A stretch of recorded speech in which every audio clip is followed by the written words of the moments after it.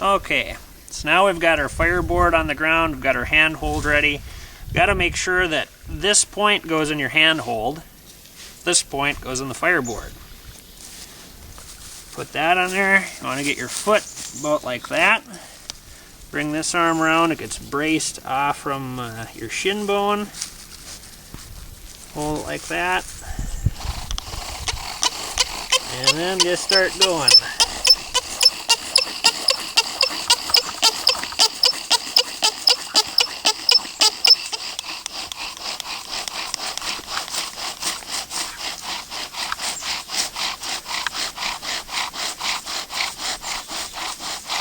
When all the smoke starts, you don't have to worry. You're not going to go up in flames or anything.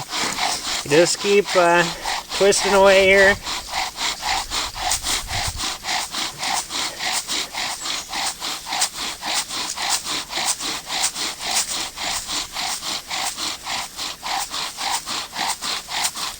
Might want to take a look.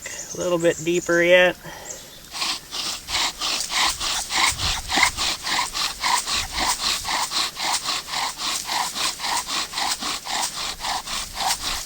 Okay, now what we're doing here is we're getting our little knot or hole burned into our fireboard so we can cut a notch into it. The reason we got to cut a notch into it is so these coals, instead of just building up around the outside edge, they all fall into the notch. And that's very important. And on the top part, you got to make sure you remember which end is which, because this end must stay in this side because you're going to oil this part. And you can either use, in the woods, you can take stuff like pine needles I've used before, put in there, and when you're going back and forth, it kind of burnishes the wood and puts a glaze on it. So it spins more freely and you can get it going faster. Or if it's hot outside, unlike it is today, you can take that and you can rub it behind your ears, and you can get oil from behind your ears, along your back, your spine, and use that on there and also oil it. But for demonstration purposes, we have with us, inside of our bag of goodies here, we have a piece of soap.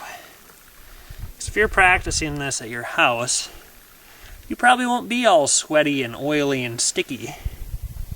At least I hope not. Hopefully most people bath more than that. But anyways, take the soap, rub it in there, and this will make that spindle turn a lot faster and a lot easier. So rub that around in there good. Put that up here. And then you always got to remember which end goes where after this point. As soon as you rub it in there, it's going to be bad if you don't remember. So take that, rub it in there. Because now if you do this end in that hole, it's just going to spin fast and you're not going to get enough friction. So you got to remember what end goes where.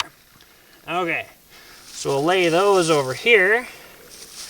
And our next step is take our knife. We'll put this on the rock, because you can actually use that as coal extender. You'll see what I'm talking about here in a little bit. Remember which end. See, this has got the cracks. You want to work going this way. Okay, and when you do this, you take, and you don't want to cut to the center of the hole. You want your cut to end up about here, just a little bit off from center. You'll take and you'll mark this with your knife, kind of like you're cutting a piece of pie. Just like that.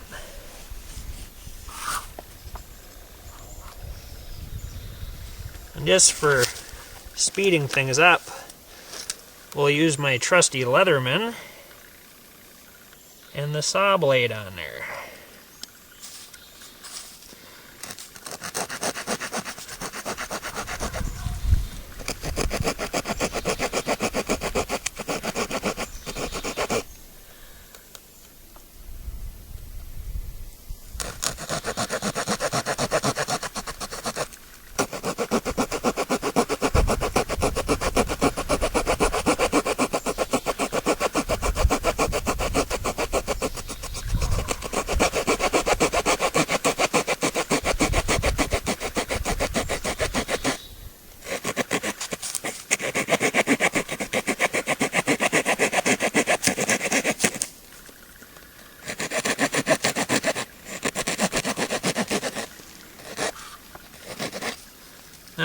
So we got our notch cut in there. Looks pretty good. Okay, so we got all of our pieces finished. And when you're cutting these, try not to find one with a crack, but we'll make it work this time. Okay, so you want to take a piece of birch bark, get it so it lays fairly flat. Put that underneath that, just like this, so it catches your coal when it comes off from there. And we'll go over some of our tinder materials here really quickly. We've got some birch bark, which is my favorite, but cattail down. This stuff ignites extremely fast. So you tear that stuff up, kind of make like a little mouse nest out of it. I like to use a lot of this because I like my fires to start the first time every time. So you got a little bigger than a golf ball size palm full. I'm gonna set that. Let's put that on top of our bag for now. Put that kind of out of the way over here. Then you want to take some birch bark, strip that up really well.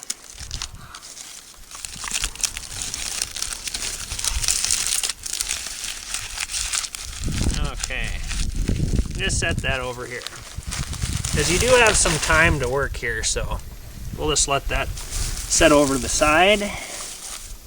Put our knife behind us.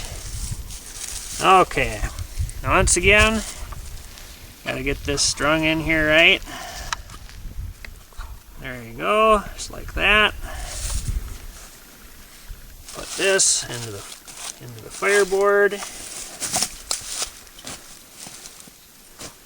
Okay. Now the way I like to do this is do a bunch of strokes fast to get the heat up. Then once you have it so it's smoking good, there's lots of heat, then use some down pressure for like maybe 10 to 15 strokes and then let off again and then do it fast again. And it usually, for me, it works the fastest doing it that way. You want to experiment and see what works the best for you.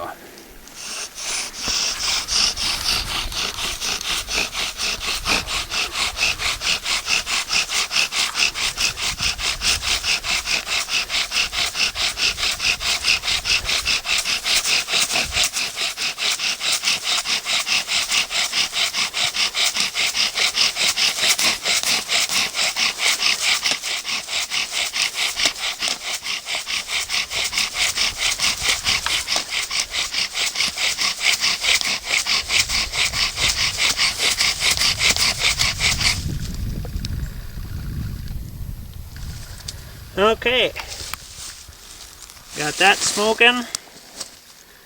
Kind of let that just sit and smolder like that for a little bit. Doesn't look like very much, but kind of hold your hands around it.